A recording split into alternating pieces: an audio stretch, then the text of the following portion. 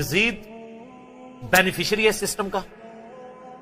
ان کو اگر Islamic history ذرا سے بھی پتا ہو، اہل سنت کی ساری تاریخ کی کتابیں اٹھا کے دیکھ لیں آپ، البدایہ والنہایہ جسے تاریخ ابن کثیر کہتے ہیں، تاریخ طبری اٹھا کے دیکھ لیں، تاریخ ابن خلدون اٹھا کے دیکھ لیں، ابن عساکر اٹھا کے دیکھ لیں، سب میں ڈیٹیلز موجود ہیں اور وہ فٹ ان بیٹھتی ہیں بخاری مسلم کے حدیث میں. وہ حدیث بھی اس میں نے لکھی نہیں ہے کہ کوفے کا گورنر تھا نعمان ابن بشیر صحابی رسول صلی اللہ علیہ وسلم. جب حضرت حسین علیہ السلام کے بارے میں پتا چلا یزید کو کہ یہ آ رہے ہیں وہاں پہ اور کوفے سے یہ ایک قیام کریں گے اور دعوت حق لانچ کریں گے، سب سے پہلا اس نے ڈیسیژن کیا کہ نعمان ابن بشیر کو کوفے کے گورنری سے ہٹا دیا. یہیں سے اس کی 2 نمبری شروع ہو گئی ہے. یہ کہتے ہیں پروف دیں، پروف آپ کو پتا ہے کیا ہے؟ اس لیے کہ نعمان ابن بشیر صحابی تھے، ان کو پتا تھا حضرت حسین کے ساتھ تو میں کوئی نیگیٹو نہیں کر سکتا، تو نرم رویہ رکھتے تھے. اور عبید اللہ ابن زیاد کو اس نے بھیجا. عبید اللہ ابن زیاد ایک ظالم آدمی تھا. صحیح بخاری میں انٹرنیشنل نمبر کے مطابق 3748 نمبر حدیث ہے کہ حضرت حسین ابن علی کا سر کاٹ کر عبید اللہ ابن زیاد کے سامنے تشت میں لا کے پیش کیا گیا. اللہ کی لعنت ہو، تمام فرشتوں کی لعنت ہو، تمام لعنت کرنے والوں کی لعنت ہو جن لوگوں نے حسین ابن علی کو اس طریقے سے شہید کیا. یہ صحیح بخاری شریف ہے 3748 انٹرنیشنل نمبر کے مطابق، جس میں امام بخاری نے حسین کے ساتھ علیہ السلام لکھا ہے. اور آپ لوگوں کے پیٹ میں آج تک درد ہو رہی ہے.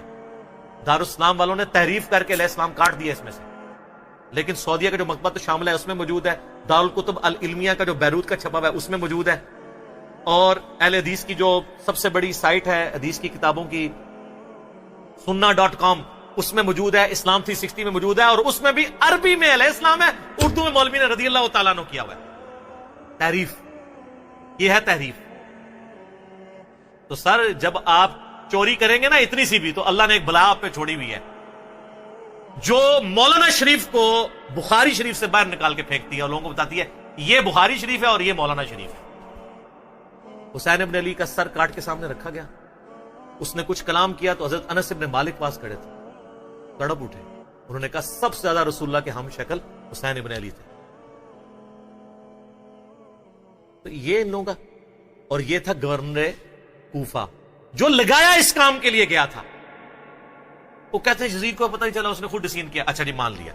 تو جب یہ خود اس نے ڈیسیژن کیا، اس کے بعد یزید نے پھر یقیناً اس نے عبید اللہ ابن زیاد کو جیل میں ڈلوا دیا ہوگا، کیونکہ آپ تمہیں کہانی کراتے ہیں کہ دریائے فرات کے کنارے کتا بھی پیاسا مر جائے تو حکمران کی ذمہ داری ہے. تو یزید نے پھر حسین ابن علی نبی کا بچہ جب قتل ہوا، اتنے وہ اپنے بچوں کے ساتھ رشتہ داروں کے ساتھ، تو اس کو جیل میں ڈلوا دیا ہوگا.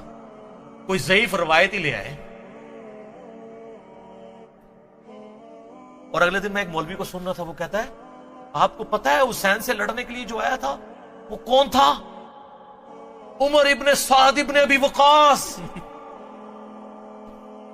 یہ اسی طریقے سے میں کہوں کہ وہ طوفان نوح کے اندر جو غرق ہو گیا، آپ کو پتا ہے کون تھا؟ وہ حضرت نوح کا بیٹا تھا. تو انو میں ہی چپیڑ مار سکنا. سعد ابن ابی وقاص کا مرتبہ زیادہ ہے یا حضرت نوح کا؟ تو آپ دھونس لگا رہے سعد ابن ابی وقاص کی ہمیں رضی اللہ تعالیٰ عنہ. وہ تو اشرم و اشرم میں سے. نوح کا بچہ اگر کافر نکلا ہے تو سعد کا بچہ اگر غلط نکلا ہے وہ پھر کہتے ہیں وہ نبی کے ماموں تھے. او یار کہانیاں کرانی بند کرو. یہ اسی طریقے سے کہ وہ ترک رفع دہن پہ کہتے ہیں ابن مسعود کا مرتبہ آپ کو پتا ہے؟ او ابن مسعود کا مرتبہ پتا ہے؟ ابن مسعود سے پہلے وہ ثابت بھی ہو، پھر اگلی بار مرتبے ہوں گے. ناموں کا روب. سعد ابن ابی وقاص تو سر آپ کو، ہمارے تو وہ لیڈر ہیں، میں نے کتنی حدیثیں پیش کی ہیں. صحیح مسلم میں حدیث ہے 6220. انہوں نے تو حضرت معاویہ کے ساتھ پھڈا لے لیا تھا جب حضرت علی پہ سب و شتم کروانے لگے تھے. سعد ابن ابی وقاص جیسا تو شیان علی کوئی نہیں تھا. آپ ہمیں بتا رہے ہیں اس کا بیٹا تھا. اس کے بیٹے کے کرتوت بھی صحیح مسلم میں موجود ہیں. وہ ابے کو سب سے زیادہ پتا ہوتا ہے نا میرا بچہ کیا ہے. ابھی تو کربلا ہوا نہیں ہوا تھا. صحیح مسلم اٹھا کے آپ جا کے نا عمر ابن سعد لکھیں اور صحیح مسلم کو سلیکٹ کریں تو حدیث آئے گی کہ حضرت سعد ابن ابی وقاص بیٹھے ہوئے تھے، ان کے سامنے ایک اونٹ سوار آیا. تو ساتھی کہتے ہیں کہ حضرت سعد ابن وقاص نے کہا اے اللہ اس اونٹ سوار کے شر سے میں تیری پناہ میں آتا ہوں. اور جب وہ اترا تو ان کا بیٹا تھا عمر ابن سعد. سعد ابن وقاص تو اپنی زندگی میں اپنے بیٹے کو شیطان کی طرح سمجھتے ہوئے وہ اللہ کے حضور جو ہے وہ پناہ مانگا کرتے تھے. اور دیکھ لیں سعد کی پھر کرامت ویژن دیکھ لیں. اور وہ آگے کہتے ہیں ابا جی سارے لوگ خلافت میں، آپ بھی کوئی حصہ لے لیں، کوئی گورنر شورنر بن جائیں. شروع تو ہی لالچی سی، اور اسی کو رہ کی لالچ دی تھی. میں بتا رہا ہوں تاریخ اسلام میں جو جو باتیں ہیں نا آل امیہ کی بدماشیوں کو ہائی لائٹ کرتی ہیں، فٹ ان بیٹھتی ہیں بخاری مسلم۔ یہ لشکر لے کے آیا تھا حضرت حسین ابن علی کے خلاف لالچ میں، اس کا اشر کیا ہوا بعد میں؟ تو یہ پورا پلان ہوا تھا، اور اگر کہتے ہیں نہیں یہ حادثاتی طور پہ ہو گیا تو بعد میں پھر سزا دینی چاہیے تھی، کوئی سزا نہیں دی ہے۔ الٹا اس کے اوپر آپ کو پتہ ہے مدینے والوں نے بیعت توڑ دی تھی یزید کی، حالانکہ وہ پہلے بھی تلوار کے زور پہ لی تھی حضرت معاویہ نے رضی اللہ تعالیٰ عنہ۔ ہم تو رضی اللہ عنہ ہی کہیں گے، ہماری مجبوری ہے، قانون نبی دا منہ ماردا ہے، قانون نبی دا منہ نہیں ماردا، تو آج تک یزید کی وکالت کر رہے ہو، لیکن ہم صرف نبی علیہ السلام کو دیکھنے کی وجہ سے احترام کرتے ہوئے رضی اللہ عنہ کہہ دیتے ہیں۔ یہ فرق ہے علی کے شیعہ میں اور معاویہ کے شیعہ میں۔ علی کے شیعہ پھر ایسے ہوتے ہیں، شیعہ پولیٹیکل ٹرم۔ تو اہل مدینہ نے بیعت توڑ دی، جو یہ پیش کرتے ہیں بخاری مسلم سے کہ عبداللہ بن عمر لوگوں کو سمجھاتے تھے یزید کی بیعت نہ توڑو، تو وہ جو جن لوگوں کو سمجھا رہے تھے انہوں نے انجینئر صاحب کی ویڈیوز دیکھ کے بیعت توڑی تھی۔ وہ کون تھے؟ وہ بریلوی تھے، جو بندی تھے، اہل حدیث تھے، شیعہ تھے، کون تھے؟ صحابہ اور تابعین تھے جو بیعت توڑ رہے تھے۔ تو اس سے یہ بھی تو ثابت ہوتا ہے، جس طرح آپ کہتے ہیں جی وہ پگڑی پہ مسا ہو جاتا ہے تو پھر جرابوں پہ بھی ہو جائے گا، کیونکہ پگڑی بھی کپڑے کی ہوتی ہے، جرابیں بھی کپڑے کی، تو اس سے پگڑی بھی تو ثابت ہوتی ہے۔ آپ تو ننگے سر نماز پڑھتے ہیں، آپ تو لال رومال رکھتے ہیں، تو پگڑی بھی تو ثابت ہوتی ہے۔ تو جو بیعت توڑ رہے تھے وہ کون تھے؟ صحابہ اور تابعین تھے۔ حضرت ابن عمر ان کو روکتے تھے، اس لیے روکتے تھے کہ ان کو پتا تھا کہ جب یہ بیعت توڑیں گے تو ان کے ساتھ وہی کچھ ہوگا، اور اسی وجہ سے حضرت حسین کو بھی ابن عمر سمجھایا کرتے تھے۔ میرا یوٹیوب پہ کلپ بھی ہے یہ، جو ایک انہوں نے ایک اور چھوڑی بھی ہے نا بات کہ وہ حضرت حسین نے 3 شرائط رکھ دی تھی، اتنی بڑی کہانی کرائی ہے، اس کے اوپر میرا کلپ موجود ہے، میں تو اس پہ گھنٹوں زبانی بول سکتا ہوں۔ تو پھر جب وہ بیعت توڑی ہے تو اس نے مدینے کے اوپر چڑھائی کروا کے واقعہ ہررا ہوا، بخاری مسلم میں درجنوں حدیث ہے، اس طرح قتل و غارت ہوا، عورتوں کی عصمت دری ہوئی، اور پھر ساتھ ہی اس کے بعد خانہ کعبے کے اوپر چڑھائی کی، کیونکہ عبداللہ ابن زبیر بھی نہیں بیعت کر رہے تھے یزید کی۔ خانہ کعبہ کا غلاف اور ایک دیوار ڈیمیج ہو گئی، پھر یزید مر گیا، تو پھر حضرت ابن زبیر نے کہا تمہارا شیطان مر چکا ہے، واپس جاؤ، پھر وہ واپس گئے۔ پھر 9 سال تک ابن زبیر نے خلافت قائم کی مکے کے اندر اور مدینے کے اندر۔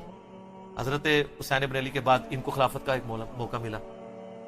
تو اس طریقے سے یہ چیزیں بالکل کلیئر ہیں، لیکن وہ بات میں مولانا اسحاق صاحب والی کروں گا کہ بات اس لیے سمجھ نہیں آتی کہ آپ یزید سے شروع کرتے ہیں۔ جب تک آپ بات پیچھے سے شروع نہیں کریں گے آپ کو بات سمجھ نہیں آئے گی۔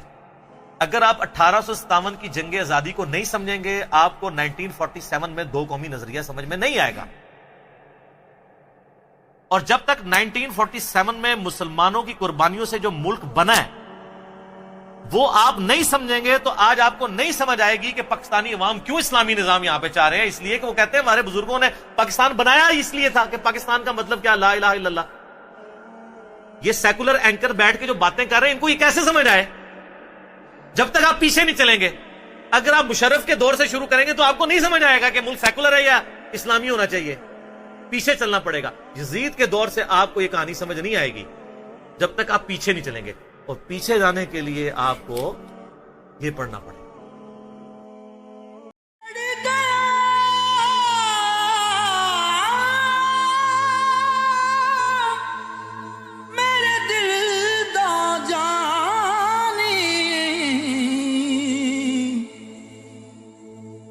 میں ککھاں وانگر رل گئی، پھلاں نال نازک جندڑی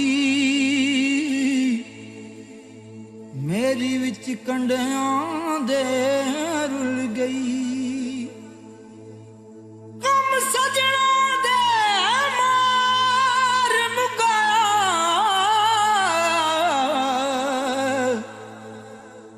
تے میں اتھروں بن کے ڈل گئی، ایک مایا تیری یاد نہ بھلدی، باقی ہر شے جگ دی بھل گئی۔